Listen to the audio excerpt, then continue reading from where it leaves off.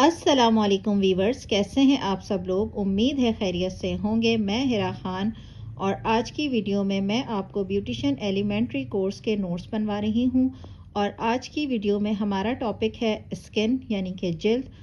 آج کی ویڈیو میں ہم اسکن کے بارے میں مکمل ڈسکس کریں گے، اسکن کی لیئرز کے بارے میں ڈسکس کریں گے، اسکن کی جو اقسام ہوتی ہیں یعنی کہ ٹائپ آف اسکن کے بارے میں ہم ڈسکس کریں گے، اور آج کی ویڈیو میں ہم ڈسکس کریں گے کہ کس طرح کی اسکن کی کیسے حفاظت کرنی چاہیے۔ اسکن کے حساب سے یہ مکمل ویڈیو ہے، اسکپ کیے بغیر پوری دیکھیے گا تاکہ آپ کو صحیح سے سمجھ آ جائے۔ اگر ابھی تک آپ نے میرے چینل کو سبسکرائب نہیں کیا تو چینل کو سبسکرائب کر کے بیل آئیکن کو کلک کر دیجئے تاکہ میری نئی آنے والی تمام ویڈیوز آپ کو ملتی رہیں اور کوئی بھی ویڈیو مس نہ ہو۔ چلے ہم اپنی ویڈیو شروع کرتے ہیں۔ جلد ہمارے جسم کے اندرونی اعضاء کی حفاظت کرتی ہے، غلاف کا کام کرتی ہے، اور جلد 3 تہوں پر مشتمل ہوتی ہے۔ ویسے تو یہ جو 3 تہیں ہیں ان کی بھی بہت ساری لیئرز ہوتی ہیں، لیکن فی الحال جو ہے وہ ہم مین تہوں پر بات کرتے ہیں۔ سب سے پہلے جلد کی لیئر ہوتی ہے ایپیڈرمس، پھر ہوتی ہے ڈرمس، اور اس کے بعد ہائپوڈرمس۔ ایپیڈرمس کی اگر ہم بات کریں تو ایپیڈرمس جلد کی بیرونی لیئر ہوتی ہے۔ اس کا کام جلد کی اندرونی تہوں کی حفاظت کرنا ہوتا ہے۔ اس میں موجود پگمنٹ جس کی وجہ سے جلد کی رنگت ہوتی ہے، یعنی اسی پر جلد کی رنگت کا انحصار ہوتا ہے۔ اس میں موجود سویٹ پور موجود ہوتے ہیں جس سے پسینہ آسانی سے باہر نکل آتا ہے۔ ایپیڈرمس 5 تہوں پر مشتمل ہوتی ہے۔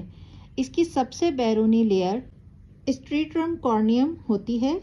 یہ لیئر واٹر پروف ہوتی ہے، یہ جلد کی دوسری تہوں کے جراثیم اور بیکٹیریا سے حفاظت کرتی ہے، یعنی جلد میں جو دوسری تہیں ہوتی ہیں یہ لیئر ان کی بیکٹیریا اور جراثیم سے حفاظت کرتی ہے۔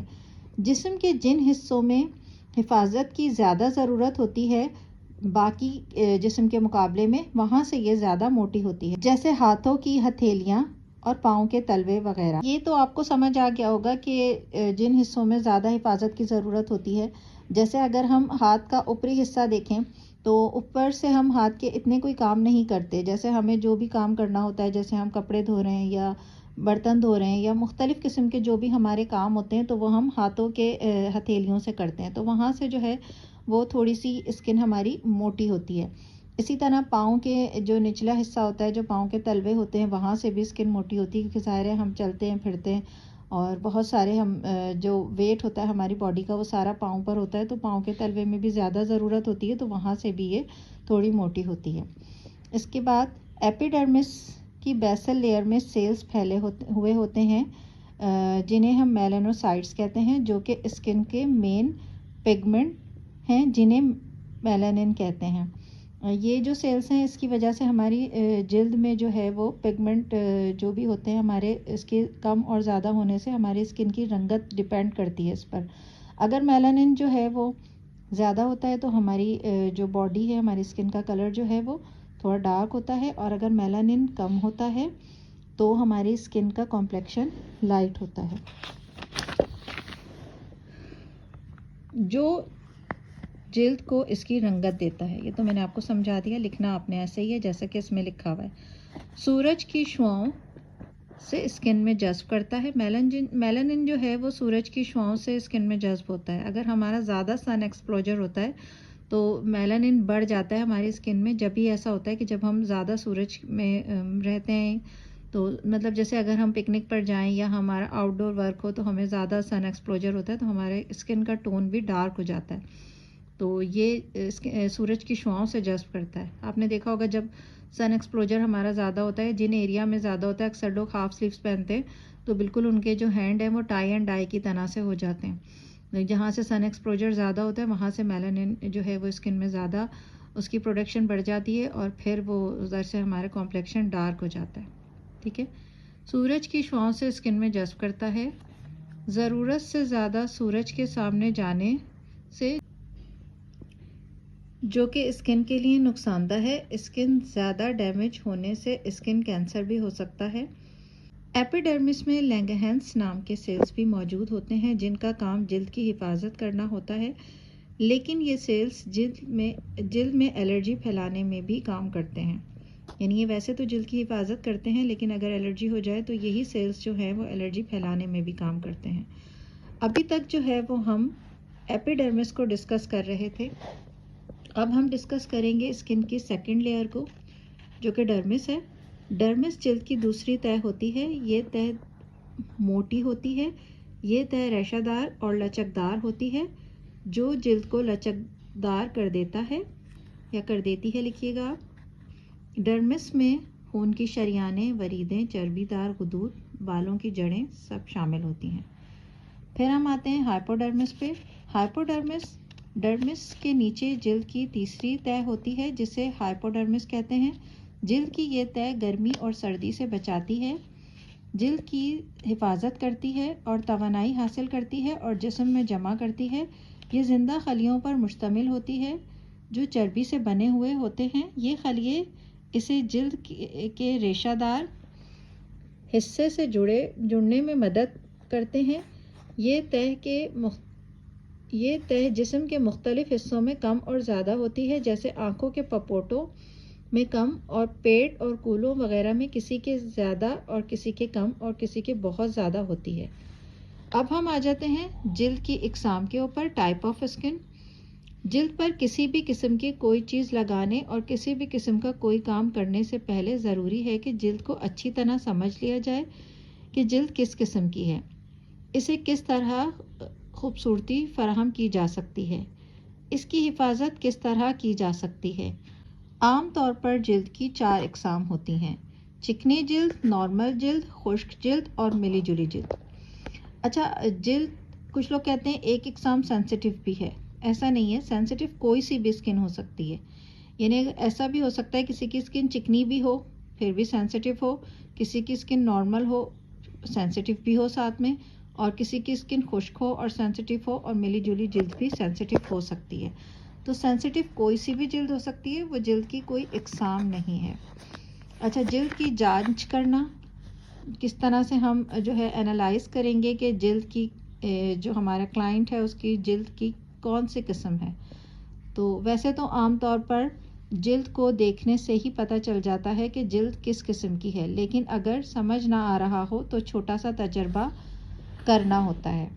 طریقہ نمبر 1، چہرے کو کسی معیاری پروفیشنل فیس واش سے اچھی طرح واش کریں اور خشک کر لیں. پھر چہرے کا اچھی طرح سے جائزہ کریں. اگر چہرے کا ٹی زون ایریا یعنی ماتھا، ناک اور چن بہت زیادہ شائن کرنے لگے تو اس کا مطلب ہے کہ جلد آئلی ہے، اور اگر چہرے کی جلد بہت زیادہ ٹائٹ محسوس ہو تو اس کا مطلب ہے کہ جلد خشک ہے. اگر ٹی زون ایریا شائن کر رہا ہو اور جلد ٹائٹ بھی ہو رہی ہو تو اس کا مطلب ہے کہ جلد ملی جلی ہے، اور اگر جلد بالکل نارمل رہے اور اس میں کچھ نہ ہو تو مطلب یہ ہے کہ جلد نارمل ہے. ان سب علامات کے علاوہ ان میں سے کسی علامت کے ساتھ ساتھ اگر جلد میں ہلکی سی جلن محسوس ہو تو اس کا مطلب ہے کہ جلد حساس ہے. اب ہم دیکھتے ہیں کہ ہمیں جلد کی حفاظت کس طرح سے کرنی چاہیے. چکنی جلد کی حفاظت. چکنی جلد چہرے کے مسام سے چکناہٹ خارج کرتی رہتی ہے. اسی وجہ سے جلد چکنی رہتی ہے، اور اس کی چکناہٹ کی وجہ سے جلد پر دھول، مٹی، پالوشن اور گرد و غبار وغیرہ آسانی سے چپک جاتے ہیں، اور جلد جلدی گندی ہو جاتی ہے جس کی وجہ سے دانے نکلنے لگتے ہیں. ضروری ہے کہ جلد کو کسی اچھے اور معیاری آئل کنٹرول فیس واش سے ضرورت محسوس ہونے پر واش کیا جائے تاکہ جلد صاف رہے. اور چکنی جلد والے مہینے میں ایک بار ضرور کلینزنگ کروا لیا کریں، کیونکہ جو گندگی مسام میں چلی جاتی ہے وہ بلیک ہیڈز کی صورت اختیار کر لیتی ہے، اور چکنی جلد میں موجود مردہ خلیے وائٹ ہیڈز بن جاتے ہیں. ان بلیک ہیڈ اور وائٹ ہیڈز کو ریموو کرنا ضروری ہوتا ہے تاکہ جلد صاف ستھری رہے اور دانے اور الرجی وغیرہ سے محفوظ رہے. اس کے علاوہ ماسک کا استعمال روزانہ کریں. گھریلو ماسک میں بیسن، ملتانی مٹی کا ماسک لگائیں. اس سے مسام بند رہیں گے۔ ٹونر کا اسپرے بھی فائدہ دیتا ہے۔ اپنی غذا میں چکناہٹ کم کر دیں اور فروٹ وغیرہ زیادہ استعمال کریں۔ دن بھر میں کم سے کم 8 گلاس پانی پئیں اور زیادہ بھی پئیں تو اچھا ہے۔ یہ تھی ہماری چکنی جلد کی حفاظت۔ اب ہم آپ کو بتاتے ہیں کہ خشک جلد کی حفاظت کیسے کرنی ہے۔ خشک جلد میں کھچاؤ اور تناؤ محسوس ہوتا ہے اور کبھی اتنا بڑھ جاتا ہے کہ خارش محسوس ہونے لگتی ہے اور اکثر جلد میں خراشیں پڑ جاتی ہیں، ریشز جیسے کہتے ہیں ہم۔ جلد خشک ہونے کی وجہ سے وقت سے پہلے جھریاں پڑنا بھی عام ہیں، اس لیے ضروری ہے کہ جلد پر استعمال ہونے والے تمام کاسمیٹک، کریم، فیس واش وغیرہ جلد کے مطابق یعنی موئسچرائزنگ استعمال کریں اور اچھی اور معیاری ڈے اور نائٹ کریم کا استعمال رکھیں۔ مہینے میں ایک بار فیشیل ضرور کروائیں۔ 27 کے بعد ڈے اور نائٹ کریم اینٹی ایجنگ استعمال کریں۔ اسکن سیرم بھی استعمال کیا جا سکتا ہے۔ ہائیڈریٹنگ واٹر اسپرے کا استعمال ہائیڈریٹنگ واٹر کا اسپرے فیس پر کریں اور پانی دن میں تقریباً 10 گلاس ضرور پئیں۔ متوازن اور اچھی غذا استعمال کریں۔ ملی جلی جلد کی حفاظت۔ ملی جلی جلد کی حفاظت بہت احتیاط سے کرنی پڑتی ہے۔ موسم کے لحاظ سے اگر جلد کی چہرے کے کچھ مقامات زیادہ خشک ہو جائیں تو موئسچرائزنگ کرنا ضروری ہے۔ جلد کو صاف ستھرا رکھیں اور پانی زیادہ استعمال کریں۔ متوازن غذا، پھل اور سبزیاں استعمال کریں۔ چہرے کی جلد کے جس مقام پر خشکی زیادہ ہو اسے موئسچرائز کریں، ورنہ اکثر ایسی جلد 2 رنگ کی ہو جاتی ہے۔ جیسے آپ گلیسرین میں عرق گلاب مکس کر کے چہرے کا مساج کریں اور معیاری کاسمیٹک اور فیس واش استعمال کریں۔ مہینے میں ایک بار فیشیل ضرور کروا لیں۔ نارمل جلد کی حفاظت۔ نارمل جلد والے بہت خوش نصیب ہوتے ہیں۔ اگر یہ لوگ اپنی جلد پر تھوڑی سی توجہ دیں تو جلد بہت خوبصورت اور اچھی نظر آتی ہے۔ معیاری کاسمیٹک، اچھا فیس واش، مناسب دیکھ بھال، متوازن غذا، اچھی ڈے اور نائٹ کریم کا استعمال، مہینے میں ایک بار فیشیل، متوازن غذا، پانی کا استعمال زیادہ جلد کو بہت خوبصورت بنا دیتا ہے۔ یہ تھی ہماری نارمل جلد کی حفاظت۔